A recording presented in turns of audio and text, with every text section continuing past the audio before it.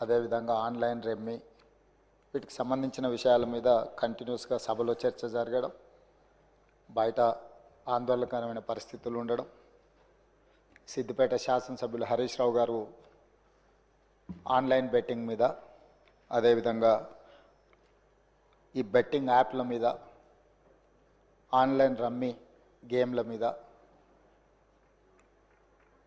ప్రభుత్వం చర్యలు తీసుకోవాలి. పేదలకు తీరని నష్టం జరుగుతుంది. పేదలు బెట్టింగ్ యాప్లతో బలవుతున్నారు, ఆత్మహత్యలు చేసుకుంటున్నారు, రకరకాల ఆందోళనలు చేపట్టడం జరిగింది, మాట్లాడడం జరిగింది. అధ్యక్ష గత ప్రభుత్వమే 2017లో ఆన్లైన్ బెట్టింగ్ కానీ ఆన్లైన్ యాప్ వీటన్నిటి మీద నిషేధం చేస్తూ చట్టం తీసుకొచ్చింది. చట్టం చేశాం కానీ దాన్ని పకడ్బందీగా అమలు చేసే విషయంలో మరి గత ప్రభుత్వంలో కొంత నిర్లక్ష్యం జరిగింది. ఈ మధ్యకాలంలో అది చాలా వేగంగా తెలంగాణ రాష్ట్రంలో దుర్వినియోగం జరుగుతుంది. అందుకే అధ్యక్ష తమరి ద్వారా ఇది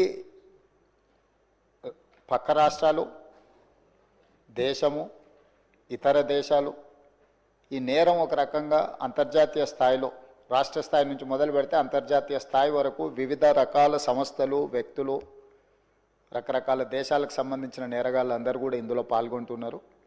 ఇది ఏదో టెంపరీగా ఒక పోలీస్ స్టేషన్లోనో లేకపోతే ఒక పరిధిలో మనం విచారణ చేస్తే దీనికి ఈ సమస్యకు సమూలమైన పరిష్కారం కనుగొనే పరిస్థితి లేదు. కాబట్టి ఈ ఆన్లైన్ బెట్టింగ్ కానీ ఆన్లైన్ ఈ యాప్లు కానీ లేకపోతే ఆన్లైన్ రమ్మీ లాంటి గేములు డిజిటల్లీ ఈ గేమింగ్ ఏదైతే జరుగుతుందో, ప్రధానంగా బెట్టింగ్ ఏదైతే జరుగుతుందో దీని పట్ల రాష్ట్ర ప్రభుత్వము అప్రమత్తంగా ఉండాలి, కఠినంగా వ్యవహరించాలని నిర్ణయం తీసుకున్నది. అధ్యక్ష నేను ఎవరి మీద ఆరోపణలు లేకపోతే ఎవరు ఏ పరిస్థితిలో వీటిని ప్రత్యక్షంగా పరోక్షంగా అనుమతించారు, ప్రోత్సహించారు ఎక్కువ వివరాల దగ్గర నేను వెళ్ళదలుచుకోలేదు.